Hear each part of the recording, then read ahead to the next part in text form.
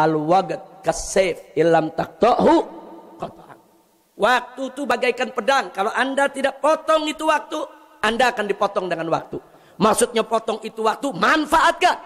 Waktu sekecil apapun, manfaatkan. Buat hafalin Quran, hafalin hadis. Untuk belajar fikih, belajar akidah, belajar usul, belajar apa saja kepada ulama-ulama kita. Manfaatkan waktu kita sebelum Anda punya kesibukan yang luar biasa.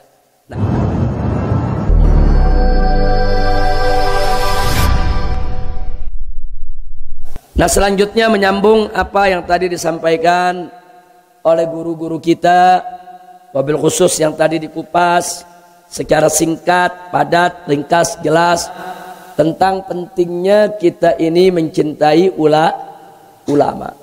Nah, yang ingin saya garis bawahi satu hadis yang barusan beliau sampaikan, di mana Nabi berpesan kepada kita, Sayyiduna Muhammad sallallahu alaihi wasallam, kun aliman, jadilah kamu sekalian sebagai orang yang berilmu, sebagai orang alim, sebagai ulama. Itu amanat Nabi.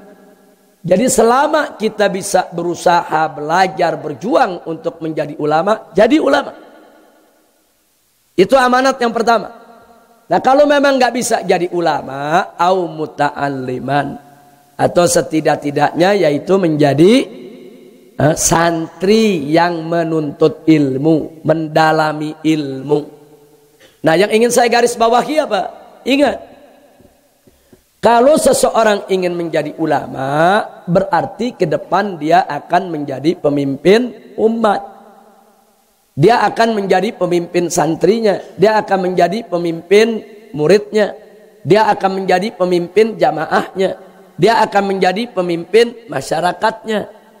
Nah, karena itu saya ingatkan apa yang pernah disampaikan oleh Sayyidina Umar ibn Khattab radhiyallahu taala anhu wa an jami'is sahabat, di mana beliau pernah mengatakan tafaqahu qabla an tusawwadu.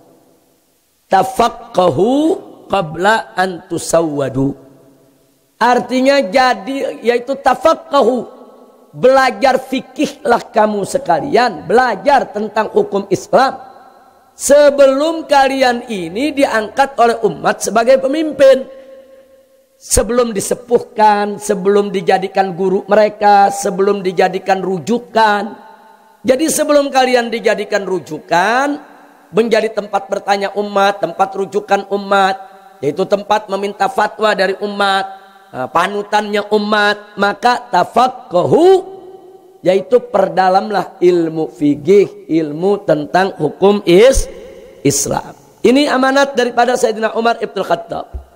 Nah, kemudian Al-Imamun Nawawi radhiyallahu taala anhu wa an jami'is salaf menerangkan tentang maksud daripada ucapan Sayyidina Umar tersebut, sebagaimana dijelaskan oleh guru kami tercinta, yaitu Abuya Al-Habib Zain bin Ibrahim bin Smith, di dalam kitabnya yang berjudul Al-Manhajus Sawi, yaitu Syarhu Usul Thariqatus Sadah Abi Alawi.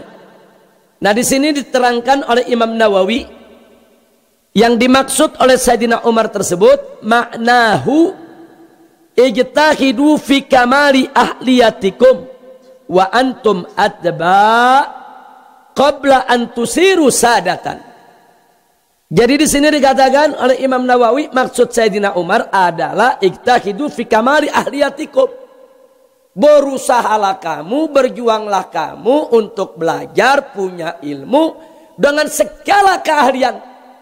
Jadi jangan tanggung-tanggung kalau belajar.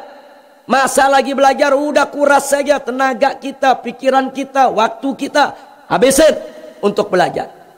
Nah, kenapa? Wa antum atba, mumpung kamu masih jadi pengikut, belum jadi pemimpin.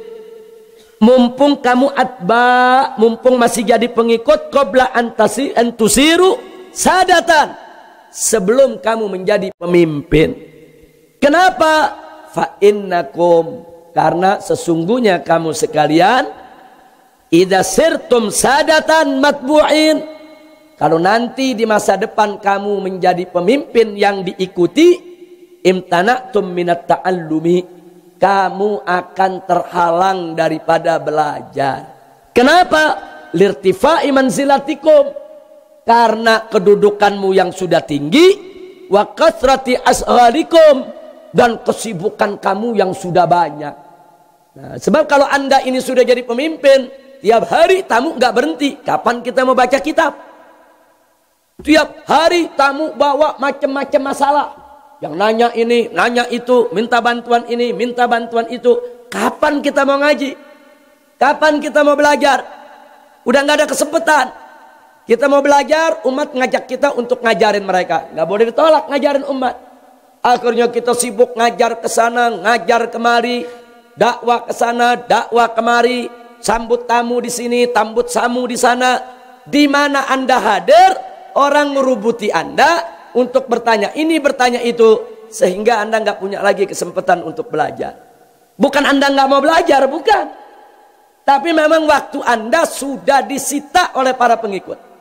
Nah, ini amanat Sayyidina Umar luar biasa nih. Tafaqquhu qoblaan usawadu. Belajarlah kamu hukum, pelajari itu Al-Quran dan As-Sunnah, pelajari itu fikih, hukum-hukum Islam, pelajari sebelum kamu disepuhkan oleh umat. Karena kalau kamu sudah disepuhkan oleh umat, repot. Umat mau urusan apa aja nanyanya ke kiai. Mau begini nanya ke kiai, mau begitu nanya ke kiai, ada muskilah nanya kiai, dapat hambatan nanya kiai, saudara. Nah, jadi ini amanat dari Sayyidina Umar luar biasa, dan dijelaskan oleh Imam Nawawi dengan penjelasan yang juga luar biasa. Nah, inilah dikatakan oleh Habib Zain bin Ibrahim bin Smith hafizahullahu taala wa arda. Beliau mengatakan wa hadza makna qaulil Imam Syafi'i radhiyallahu taala anhu. Inilah arti dan makna atau maksud dari ucapan Imam Syafi'i, di mana Imam Syafi'i radhiyallahu taala anhu pernah mengatakan tafaqqah qabla an tar'as. Belajar fikih tentang hukum, belajar pintarin diri qabla an tar'as, sebelum kamu memimpin. Sebelum memimpin belajar yang betul. Belajar dulu, bukan mimpin dulu, belajar dulu yang betul, baru nanti memimpin. Fa idza ra'asta, kalau kamu sudah belajar, fala sabila ila tafaqquh, kamu nggak punya lagi jalan untuk tafaqquh, untuk mendalami ilmu. Udah berat. Sebab kalau kita mau fokus mendalami ilmu, akhirnya apa? Akhirnya kita mesti membatalkan semua urusan kita dengan umat. Mau belajar di sini nggak jadi, mau ngajar di sana, mau ngajar sini nggak jadi, ngajar sana nggak jadi, dakwah sini nggak jadi, dakwah situ nggak jadi. Umat mau ketemu kita nggak kasih, orang mau bertamu kita tolak, saudara. Karena kita sibuk mau belajar, padahal umat sudah menjadikan kita sebagai sepuh mereka, yang kita nggak boleh untuk menolak mereka, ya ikhwan. Nah, karena itu nih untuk anak-anak muda, khususnya untuk para santri, mumpung masih belajar, mumpung menjadi atba, habisi itu waktu hanya untuk belajar. Ingat, sebab masa depan Anda saat Anda menjadi ustadz, menjadi guru, apalagi menjadi ulama besar di kemudian hari, menjadi kiai yang ternama, maka otomatis umat akan membutuhkan Anda. Umat akan datang berduyun-duyun kepada Anda. Waktu Anda akan disita oleh mereka. Sampai kita punya istri akan cemburu. Cemburu sama umat. Karena waktu buat istri kurang, waktu kita kasih umat buat dakwah sana, dakwah sini. Kadang-kadang seminggu nggak pulang. Jadi luar biasa. Akan sulit untuk mendapatkan waktu lowong. Nah, karena itu mumpung kita masih dalam tahap belajar, para santri mumpung masih dalam tahap belajar, habisin waktu hanya untuk menuntut ilmu, insya Allah. Makanya Sayyidina Ali ibn Abi Thalib radhiyallahu taala anhu wa karamallahu wajha berkali-kali berpesan kepada para pemuda, ya ma'syarus syabab, i'lamu anna hayatal fata wallahi bil ilmi wat tuqa. Wa idza lam yakuna fala i'tibara bi hayati. Jadi kata Sayyidina Ali ibn Abi Thalib, ya ma'syarus syabab, wahai segenap para pemuda, wallahi demi Allah, inna hayatal fata wallahi bil ilmi wat tuqa.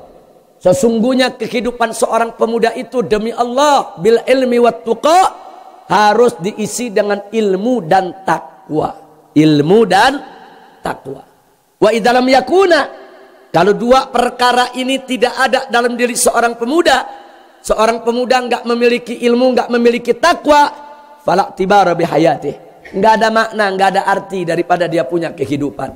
Jadi seorang pemuda kalau kehidupannya mau berarti, mau berguna, mau bermanfaat dan tidak menjadi penyesalan di kemudian hari, isi dengan ilmu dan takwa.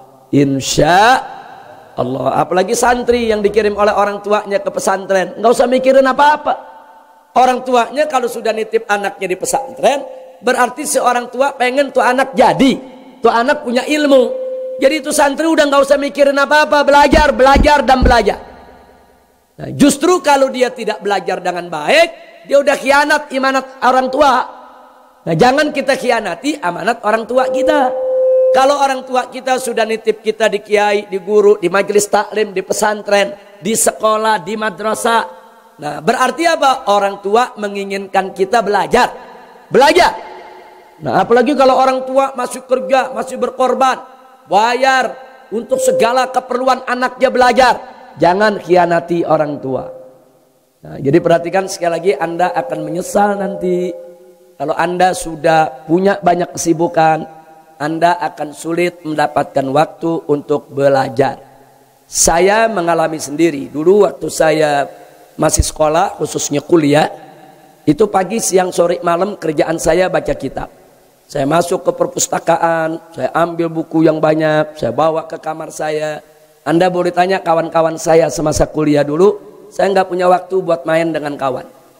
Nah, paling-paling seminggu sekali, hanya di hari libur itu saja. Di luar itu, jangan coba-coba ngajak saya untuk ngobrol, untuk main, untuk hal-hal yang tidak berguna. Pagi, siang, sore, malam, saya sengaja menjadi kutu buku. Saya belajar. Sebelum tidur mesti baca buku. 3, 4, 5 jam, kemudian tidur dengan kitab. Itu dulu. Saya belum punya murid, saya belum ngajar, saya masih belajar, dan seterusnya, dan seterusnya. Sehingga banyak pelajaran-pelajaran yang kawan-kawan saya 6-8 tahun belum selesai, saya 4 tahun sudah selesai. Lah kenapa? Karena memang kita fokuskan, Allah berkahi, Allah buka, man jadda wajada. Barang siapa yang berusaha akan Allah bukakan jalannya, nggak usah khawatir. Siapa yang berusaha dia akan dapat. Tapi setelah saya mulai ngajar, dakwah keliling ke sana kemari seperti saat ini nih, apalagi banyak tantangan di tengah medan dakwah, udah nggak ada. Saya bisa baca kitab 1 jam aja udah hebat. Sekarang ini bisa baca kitab 1 jam udah hebat, luar biasa. Sampai rumah udah capek, udah nggak bisa baca kitab. Sampai rumah udah kelelahan, capek. Kadang-kadang baru mau tidur sedikit, assalamualaikum, tamu lagi datang. Jadi udah nggak ada waktu.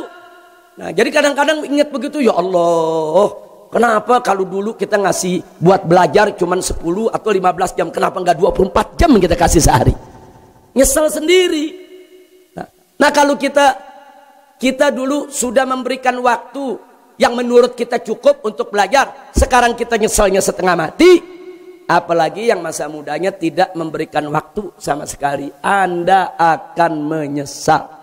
Al-waqt kasayf illam taqtahu qata'an. Waktu itu bagaikan pedang, kalau Anda tidak potong itu waktu, Anda akan dipotong dengan waktu. Maksudnya potong itu waktu, manfaatkan. Waktu sekecil apapun, manfaatkan buat hafalin Quran, hafalin hadis, untuk belajar fikih, belajar akidah, belajar usul, belajar apa saja kepada ulama-ulama kita. Manfaatkan waktu kita sebelum Anda punya kesibukan yang luar biasa. Nah, akhirnya kita tutup pelajaran kita, sekali lagi kita ulangi pesan Sayyidina Umar Ibn Khattab radhiyallahu taala anhu, tafaqahu qabla an tusawwadu. Yaitu belajar fikihlah kamu, cerdaskan dirimu semua, ambil ilmu yang banyak sebelum kamu disepuhkan oleh orang. Maksudnya disepuhkan oleh orang tuh dijadikan guru, dijadikan panutan, dijadikan tempat rujukan. Sebelum masa itu datang, yuk kita isi diri kita semua sebagaimana amanat Sayyidina Ali, isi dengan ilmu dan takwa, insya Allah. Nah, itu yang saya mau sampaikan. Jadi yang Anda lihat nih, buku-buku yang ada di sini nih, ini dulu waktu saya kuliah sengaja saya punya uang uang beasiswa, Itu setiap bulan dapat, saya beliin kitab. Bulan dapat, saya beliin kitab. Saya kumpulin tuh kitab dikit-dikit. Nah ini hasilnya yang ada saat ini semua. Dan ini buku kitab-kitab ini semua, ini sudah kita wakafkan untuk pesantren, bukan untuk pribadi saya. Ini nggak boleh lagi diperjualbelikan. Ini untuk yaitu para santri, baik santri MS maupun santri dari luar. Artinya santri dari luar atau mahasiswa yang mau bikin tesis, yang perlu referensi, rujukan, boleh mereka nginep di sini, boleh mereka buka, mereka baca, tapi tidak boleh dibawa pulang. Karena ini untuk umat semua, bukan untuk pribadi. Dan ini buku-buku yang ada di sini cukup untuk sekedar bikin tesis atau disertasi buat doktor, apalagi buat master. Cukup, ini referensi luar biasa. Ini ada 100.000 judul lebih yang ada di sini. Mulai dari yang tipis lembar sampai yang berjilid-jilid. Dan masih ada lagi seperti ini di Petamburan. Nanti semua akan saya bawa ke gunung kemari itu kitab. Nah ini untuk apa? Untuk keperluan para kiai, para santri, para penuntut ilmu, para mahasiswa. 24 jam tempat ini terbuka untuk mereka manfaatkan. Insya Allah itu saja. Terima kasih. Subhanakallahumma wa bihamdika. Asyhadu an la ilaha illa anta nastaghfiruka wa natubu ilaik. Walhamdulillahirabbil alamin. Wassalamualaikum warahmatullahi wabarakatuh.